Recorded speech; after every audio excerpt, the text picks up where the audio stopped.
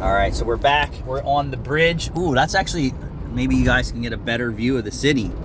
You got some cloud cover topping the city view over there. That's Philadelphia for all who doesn't know. We're crossing the Tacony-Palmyra Bridge. No, Betsy Ross. Sorry, Betsy Ross.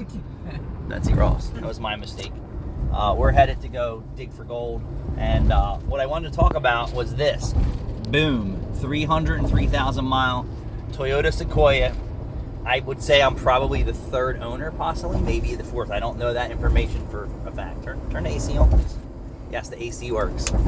And the heat works and the power steering. Everything works in this car. So I purchased this car for $3,500 in bad shape. I personally don't have a new vehicle no longer. We're not making any new car payments other than the Tesla. And we may buy that out. We're not really sure. I've never leased a vehicle that they never sent you the buyout program at the end of the lease. Retards. So we're trying to figure that out. So when I purchased this car, it needed tons of repair work and maintenance work. So I bought it, I think, at 280,000 miles. It burned oil and the power steering leaked. Just a bunch of issues.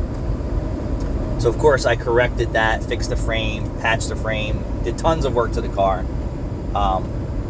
And I put more money into the stereo system and interior than I put into actually repairs. And that's the truth. Original engine, original transmission. It definitely burned oil. I haven't noticed it today. But typically when you would start the car, you could smell the oil burning. You could smell the oil in the tailpipe, but today's oils just don't smoke like they did 20, 30 years ago. But it does show up in oil consumption on your dipstick. So I knew that this car within 3,000 miles burned about a quart of oil or more. And then I just stayed to a strict regimen of 3,000 mile oil changes using our bulk house oil synthetic blend 530. And then in the interim, I already knew that the piston rings, the oil control rings, were stuck. There's just no doubt about it. It doesn't, no smoke on startup, so it kind of eliminates top end issues, right? But what I did do the whole time that I've had this vehicle is transmission fluid adds over the years. And I've had it for 3 years now or more.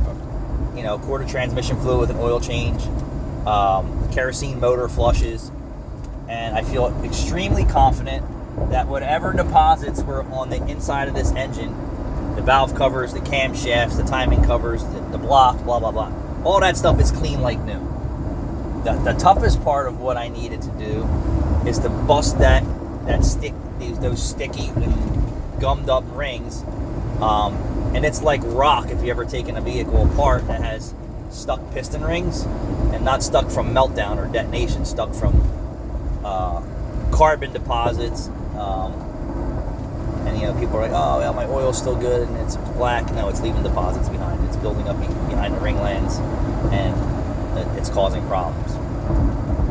So the hardest part of what I had to do here, not knowing the real true inside of the engine, but I had a feeling it wasn't completely abused, although I know the customer who had it, or customer who got it, really weren't taking that well of care of this vehicle like I would.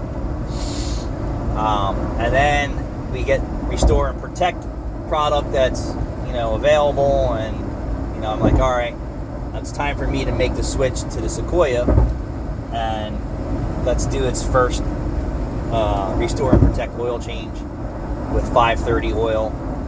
And I did top it with my house synthetic blend, because I think this is six quarts or something like that. I'm not exactly sure. And today I said, I better check the oil. I did a video, and I'm completely blown away that it didn't burn any oil.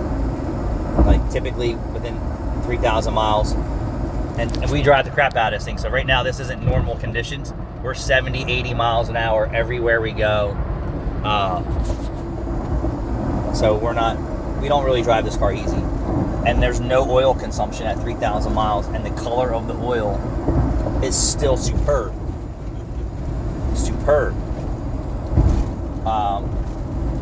So clean and restore, or restore and protect, in my opinion, on an engine that I've been trying to take care of and try and bust those rings loose with every bit of, black magic, right? I'm going to call it black magic, skills and things like that over the years to try and save this engine and make it better. And I think I got it. Now the true test would be press this oil change to 5,000 miles and see what the color difference is and how much oil it burns. So I already know based on my own testing this engine, and that's what it really comes down to, is you need to test the oil that you're putting in your engine and see what the engine likes for the conditions you're putting it under. And if you say, well, I'm a Mobil 1 user and blah, blah, blah, blah, blah, blah, blah, or I'm a Valvoline user, or I'm a Walmart user, or whatever the case may be, and you swear by it, you need to make sure that your engine swears by it. Forget how you feel about a product, right? And then test it and see what the results are. And it's what the engine likes for the conditions that you're using it under, and that's the key here. So for me, I'm in awe right now. I'm saying, okay, this oil is either not doing its job or it's doing its job. But I have to say that I've proven it's doing its job by no oil consumption at 3,000 miles. And I'm not really worried about the $30 or $40 or $50 in materials. I want to get this oil out tomorrow, even though I know it can go further. I don't want to do that. Remember, my goal was to reverse deposits and stuck rings, and I think I got it. And I'm really excited about this. And I hope that this engine runs for 500,000 miles or more. I mean, I don't know. I mean, mechanical things do wear, right, over a period of time. It's how fast how you reduce or slow down the wear effect inside of an engine, right? That's the key. Is like, but we weren't expecting that to happen to the F-150, and it did. The F-150 had mechanical failure. It wasn't from an oil. That came from the previous owner abusing that vehicle. I agree. And not taking care of it, and then me trying to salvage that engine over the years. And we did put Restore and Protect in there, and I don't blame Restore and Protect for blowing the oil pump gears. I would say that was just the way it is. There's no warning. That was like scary. Right, mechanical failure just happens, but you're talking that was 230,000 miles on the original engine. Previous owner abused that engine more than the previous owner abused the Sequoia engine. And then Ford's timing chains and cam phasers and everything else are not the best built quality parts. Right. But I would say if I had that vehicle from brand new and treated it the way that I treat all my cars, it is less likely that 3-valve motor would have lost an oil pump from mechanical wear. That's just my opinion. And I did the same regimen with that motor. Motor flushes, transmission services, transmission fluid added to the oils.